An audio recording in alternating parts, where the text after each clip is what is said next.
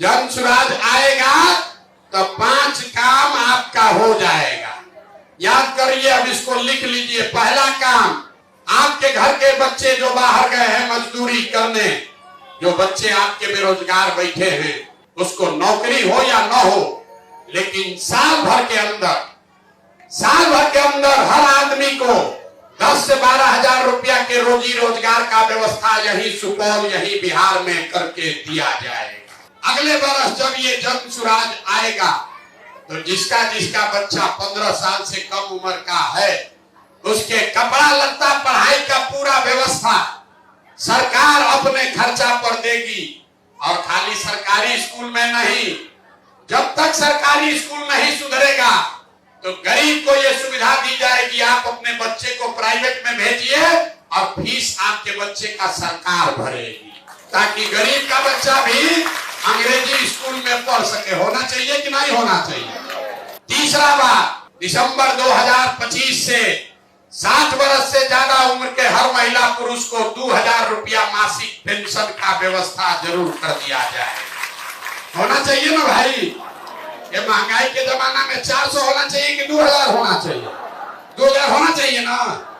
चौथा संकल्प, जिसको महिला को बिजनेस व्यापार रोजगार करना है, जन स्वराज आएगा तो आपको 4%, सिर्फ 4 रुपया सालाना ब्याज पर आपको काम करने के लिए सरकार से पूंजी पैसा मिलेगा, ताकि घर घर महिला अपने रोजी रोजगार कर सके।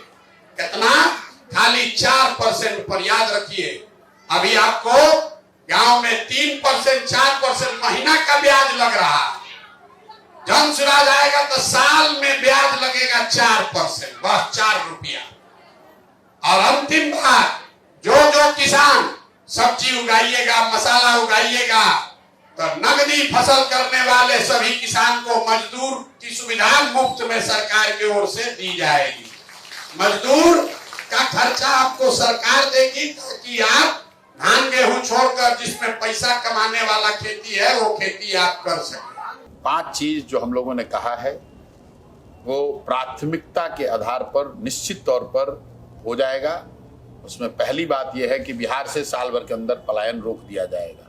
मैं नौकरी की बात नहीं कर रहा हूं। बिहार में राजनीतिक और सामाजिक जीवन में रहने वाले लोगों को यह समझना चाहिए कि आप पूरे इतने बड़े आबादी को सरकारी नौकरी नहीं दे सकते, लेकिन इतने बड़े समाज को आप अच्छा पढ़ा सकते हैं, इतनी बड़ी जनसंख्या को आप रोजी रोजगार की व्यवस्था कर सकते हैं। तो जन स्वराज का पहला संकल्प यह है कि साल भर के अंदर यहाँ डिस्ट्रेस माइग्रेशन रोक दिया जाएगा। यहाँ पर लोगों को 10 से 15 हजार रुपए की नौकरी रोजगार की व्यवस्था कर दी जाएगी। दूसरा ब्लूप्रिंट ये है कि बिहार के हर बच्चे के लिए एक अच्छे पढ़ाई की व्यवस्था, 15 साल से कम उम्र के बच्चे के लिए पढ़ाई की व्यवस्था हो जाएगी। और जब तक वैसी व्यवस्था सरकारी स्कूल में न बने तब तक लोग अपने बच्चों को प्राइवेट स्कूल में भेज सकते हैं, उसका पैसा सरकार भरेगी।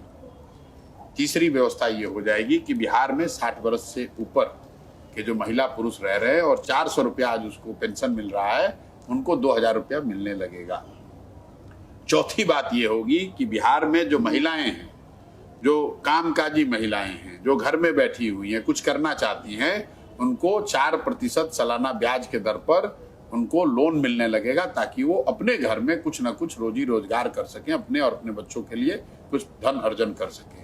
और पांचवी बात ये होगी कि जितने भी यहाँ किसान हैं वो धान, गेहूं, मकई का फसल जो उगा रहे हैं, इस तरह की फसल को छोड़कर अगर वो नगदी की फसल करने लगे, मसाला की खेती करने लगे, सब्जी उगाने लगे, फल उगाने लगे, उनकी खेती को मनरेगा से जोड़कर उनको मुफ्त में मजदूर मुहैया कराया जाएगा, ताकि उनकी आमदनी, जो जमीन है वो तो बढ़ नहीं सकती है, लेकिन उसी जमीन की प्रोडक्टिविटी बढ़ाई जाए, उससे लोगों की आमदनी बढ़े। ये 5 चीज निश्चित हो जाएगा।